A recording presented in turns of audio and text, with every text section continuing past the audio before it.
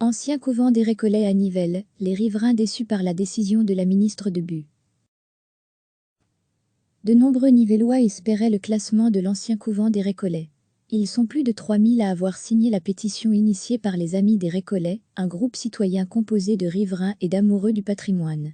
Le classement de cet ensemble avait déjà échoué en 1989. Seule l'église du XVIe siècle à laquelle il est adossé est classée, depuis 1936. Et la ministre wallonne en charge du patrimoine, la Nivelloise Valérie de Bu, MR, vient de confirmer que ce classement ne serait pas non plus pour cette fois-ci. Plus précisément, elle a décidé de ne pas inscrire l'ancien couvent sur la liste de sauvegarde. Une étape préalable à une éventuelle procédure de classement. Cette inscription permet de préserver le bâtiment de toute intervention pendant 1 an, le temps de mener toutes les études nécessaires à son classement. L'ancien couvent et l'esplanade du souvenir adjacente ont été revendus en 2017 par la ville de Nivelles à la société Lixon. Celle-ci souhaite y créer des logements.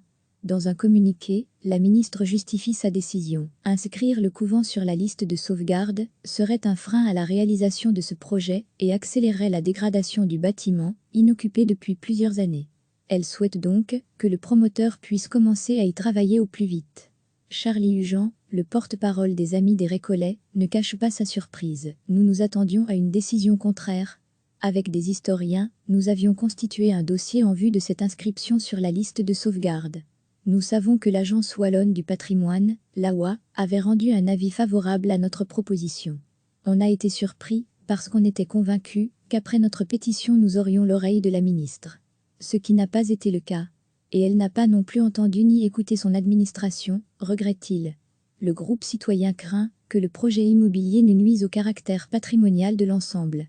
Cela fait 2 ans que nous discutons avec l'AWA et nous avons toujours tenu compte de leurs demandes, rétorque Virginie Dufrasne, l'administratrice déléguée de Lixon.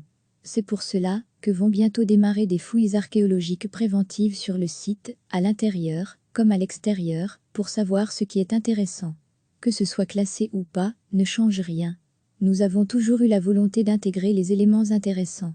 Si nous avons acheté ce site, c'est que nous estimons que le volet patrimoine a beaucoup d'intérêt et apporte du charme au projet.